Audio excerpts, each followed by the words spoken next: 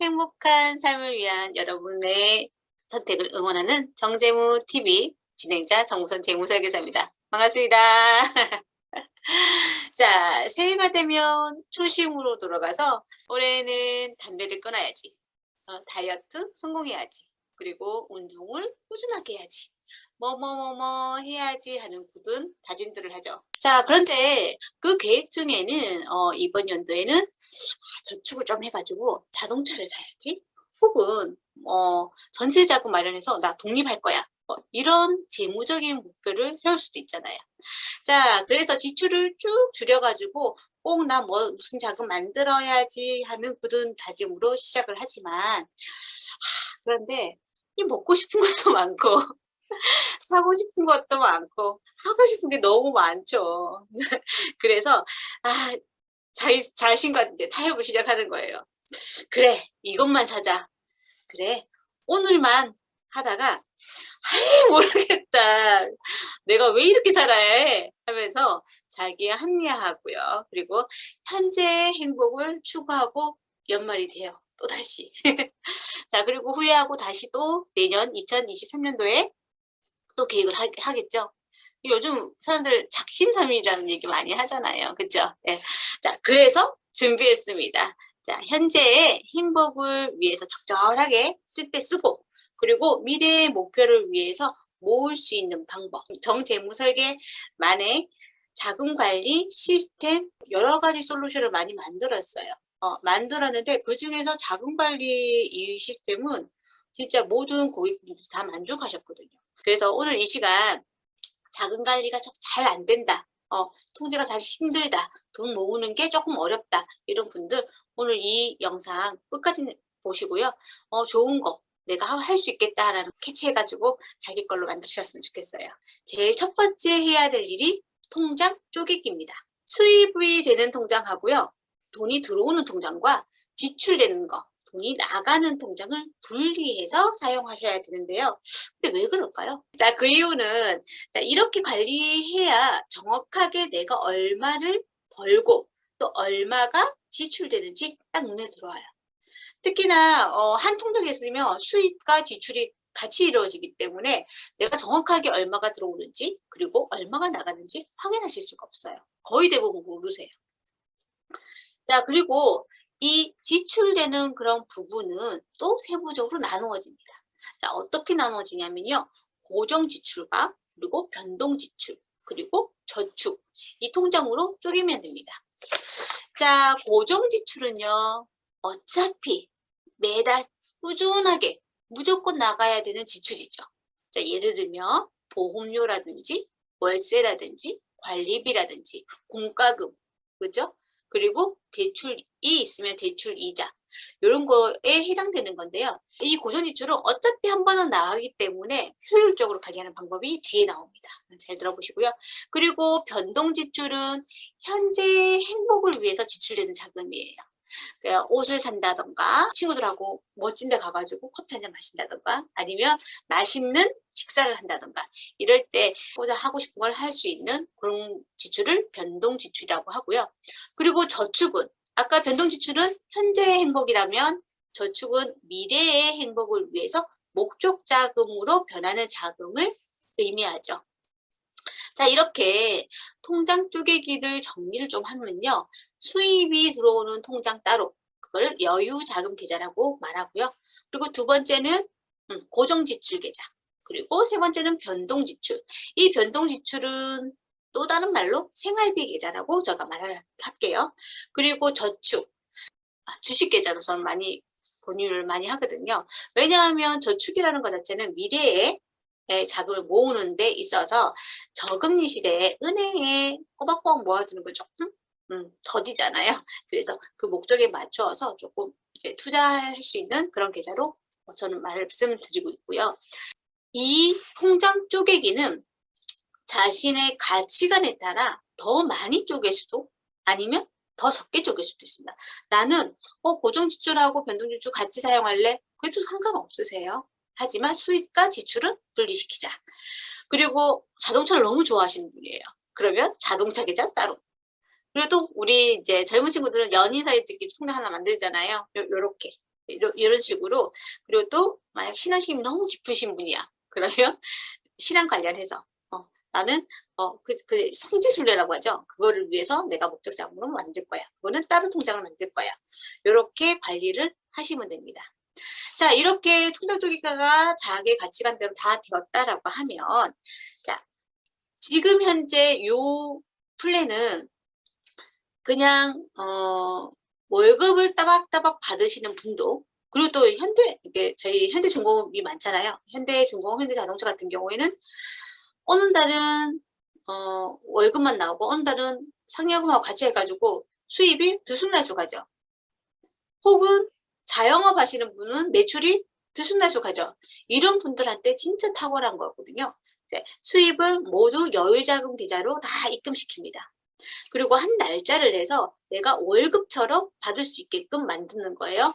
자, 매월 해당 날짜에 고정지출 얼마 토스, 생활비 토스, 투자계좌 토스 해가지고 여유자금 계좌에서 자금을 각각 이체를 합니다.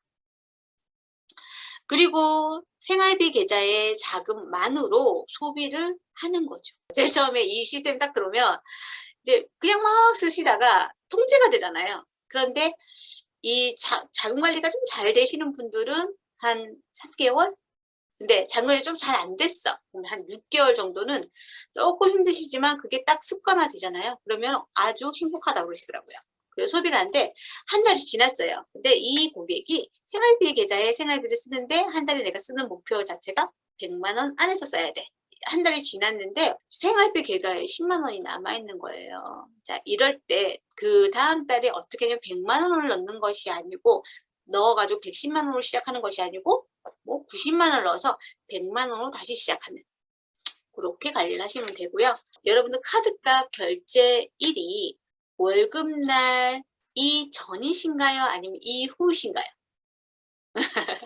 제가 이 질문 많이 드리거든요. 거의 대부분이 월급이 딱 들어오잖아요. 그리고 한 며칠 지나가지고 막 빠져요. 보험료 나가고 카드 나가고 뭐 나가고 뭐 나가고 하면 돈이 별로 없어. 나 뭐 한 거야. 뭐 이런 식으로 되는 경우가 많거든요.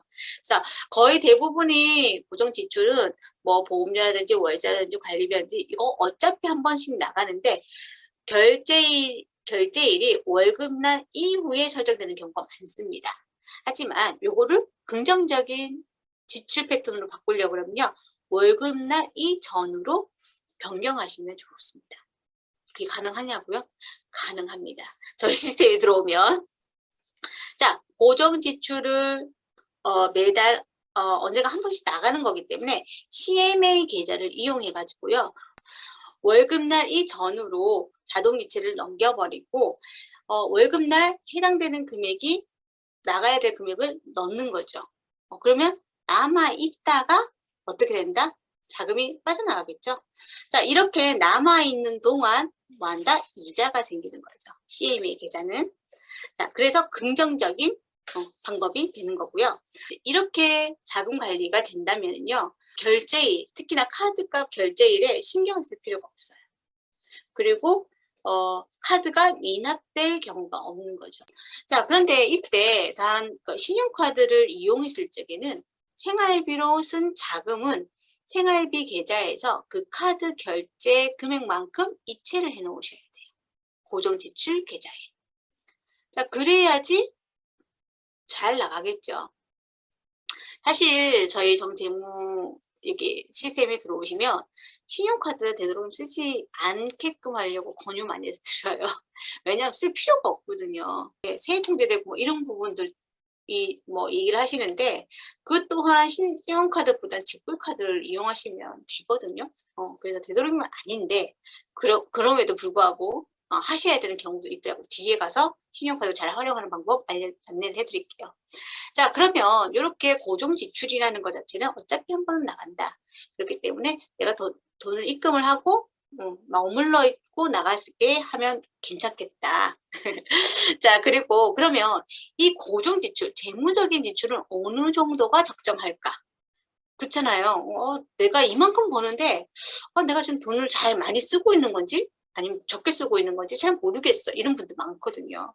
자, 그래서 변동 지출인 생활비는 월 소득의 30%가 적정하다고 합니다. 특히나 결혼을 생각하고 있는 미혼이시면 저축 비율을 조금 더 높이시는 게 적정하겠죠. 그리고 두 번째 보험료는요. 4인 가족 기준으로 했을 때 월 소득의 8에서 10%가 적정합니다. 자, 여기에서 보험료라고 하면은 거의 대부분이 뭐 연금, 저축, 연금, 보험, 뭐 변액연금 이거 다 포함하시는데 그거 말고 저축성 말고 순수하게 보장을 위한 보장성 보험만 뜻하는 거니까요. 그리고 세 번째 대출 이자는 총소득 대비 대출 상환 금액은 30%를 넘으면 안 돼요. 자, 그 다음에 우리 고정지출 했으면 변동지출이 또 있다 그랬죠? 변동지출, 생활비는 매일 동일하게 사용이 가능할까요?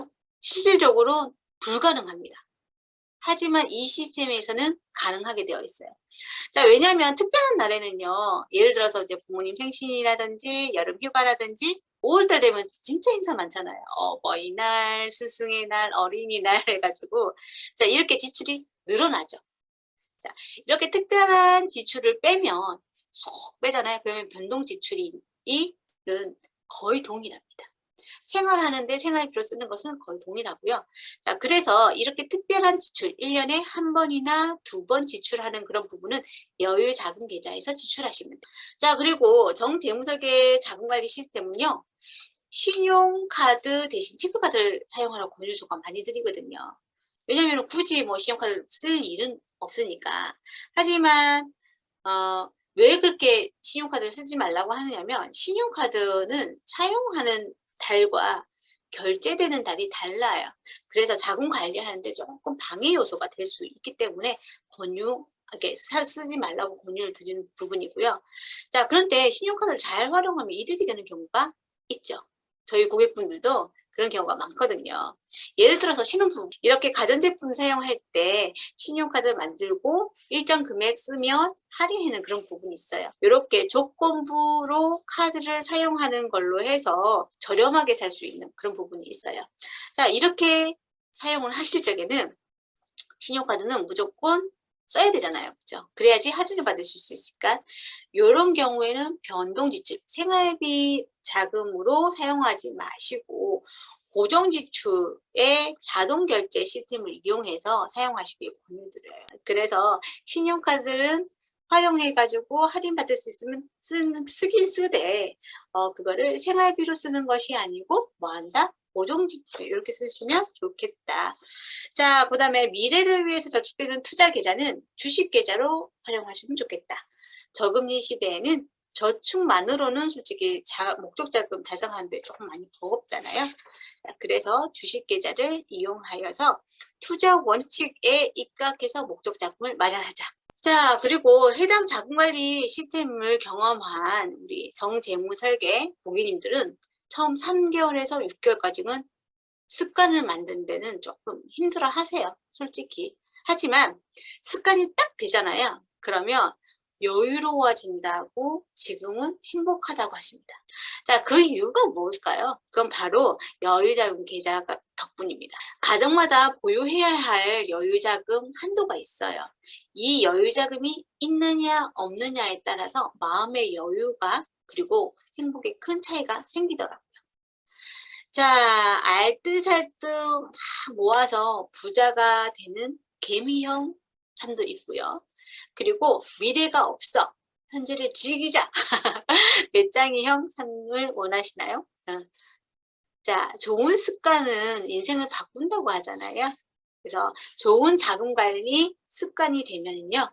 후회하지 않는 소비 생활과 그리고 여유로운 삶, 그리고 미래의 꿈을 가질 수 있는 자금을 모을 수 있는 그걸 다 함께 할 수 있습니다. 오늘 내용 정리해보면요. 첫 번째는 통장 쪼개기를 해서 매달 필요한 자금을 이체하자.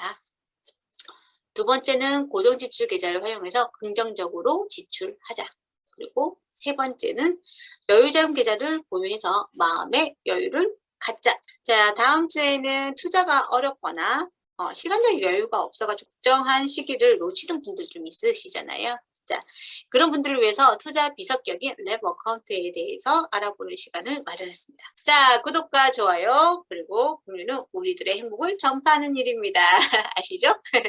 세상이 모두 행복해지는 그 순간까지 정재무 TV는 계속됩니다. 바이바이.